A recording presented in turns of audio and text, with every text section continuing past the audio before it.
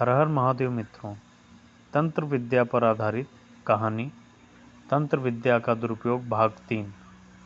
रात के 2 बज गए। रमाकांत शास्त्री की रोमांचकारी कथा पढ़ने में इतना तल्लीन हो गया था कि समय का ज्ञान ही न रहा। मुझको बीच में छोड़ने का मन नहीं कर रहा था। चाय पीकर फिर पढ़ने लगा। रमाकांत शास्त्री ने लिखा था, दरवाज़ा खटखटाने की आवाज़ सुनकर मेरी आंखें खुल गई।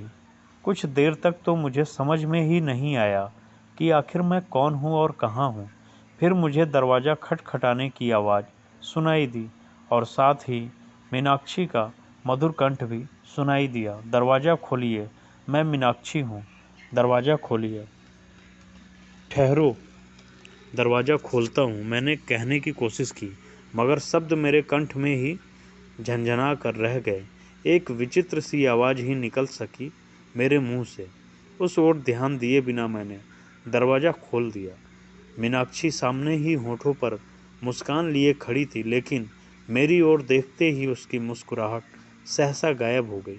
उसके चेहरे पर विकट भय के भाव उभर आए। आतंक के मारे होठ खुले रह गए, नथुने फैल गए और आंखें फटी फटी सी दिखने लगी। उसने एक बारगी चीखने की कोशिश की, मगर चीख न सकी। भय के मारे उसकी आवाज़ गले में ही अटक कर रह गई। दूसरे ही पल आंधी में उखड़े केले के पेड़ की तरह पछाड़ खाकर जमीन पर गिरकर ढेर हो गई वह। मेरी समझ में ही नहीं आया कि मीनाक्षी ने ऐसा क्या देख लिया कि जिसके कारण उसकी यह दशा हुई।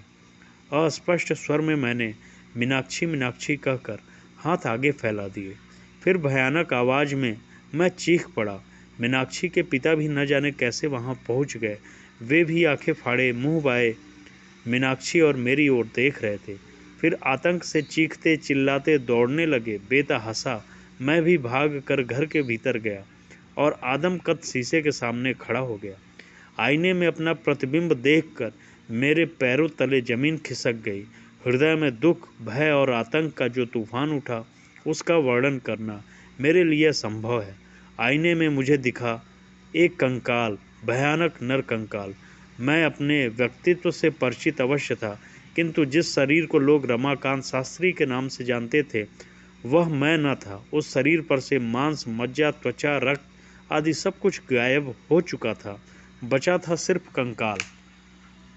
मैं सब कुछ देख सकता था, सुन सकता था, मगर मेरी आँख कान नहीं थे। आँखों की जगह पर बने थे 2 डरावने गड्ढे। मुझे स्पर्श की भी अनुभूति हो रही थी, मगर मेरी त्वचा गायब हो चुकी थी।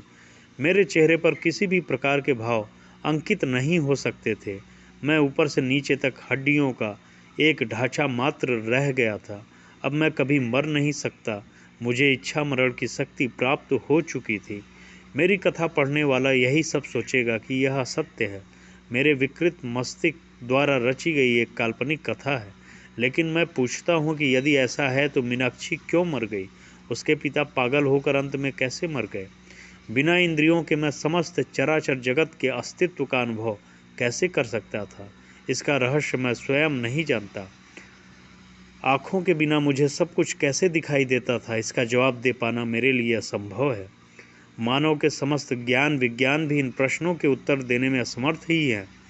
कंकाल के रूप में बदल जाने पर भी मैं इंद्रिय गम्य समस्त सृष्टि का अनुभव कर सकता था, इसमें संदेह नहीं। इसके आगे पांडुलिपि की लिखावट काफ़ी अस्पष्ट थी, पढ़ा न जा सका मुझसे। दूसरे दिन सवेरे डॉक्टर सक्सेना ने बतलाया कि तीनों खोपड़ियां मकान के खंडहर में मिल गई हैं। यह खबर सुनकर मेरे दिमाग में एक विचार कौंध गया, क्यों न तांत्रिक प्रयोग कर उन खोपड़ियों द्वारा आगे का हाल मालूम किया जाए। 1 हफ्ते बाद अमावस की रात आने वाली थी।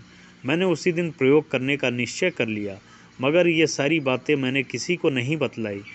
उस दिन मैं पूरे समय तांत्रिक सामग्री को एकत्र करता रहा, मगर सांझ होते ही आसमान में काले बादल घिर आए और मूसलाधार वर्षा शुरू हो गई। मैंने तीनों खोपड़ियों में तेल भरकर चिराग जलाया। जब वह तेजी से जलने लगा तो तीनों खोपड़ियों को माला पहनाई और सामने शराब की बोतल, मुर्गे का मांस और जायफल, नींबू आदि रखा और अंत में एक बड़े से आईने पर काजल का भरपूर लेप कर खोपड़ियों के पीछे इस प्रकार रख दिया कि उस पर मेरी नज़र पड़ सके। इस्लामी तंत्र की इस क्रिया को रूहे हाजरात कहते हैं।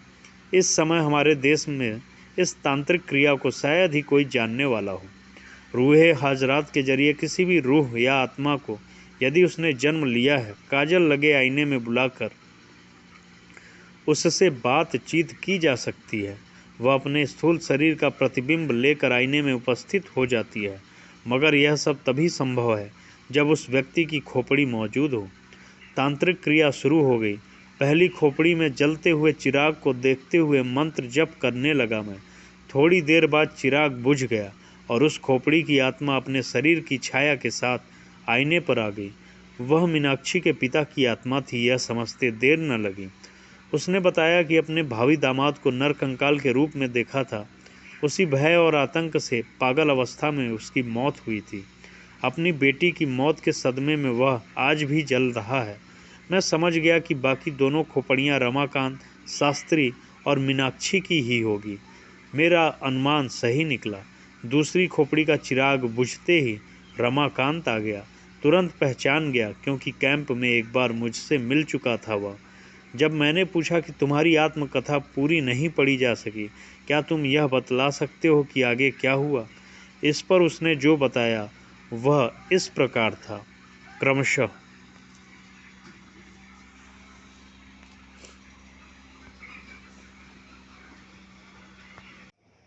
कृपया पूरी कहानी समझने के लिए आप भाग 1 से तंत्र विद्या का दुरुपयोग सुनें। हर हर महादेव।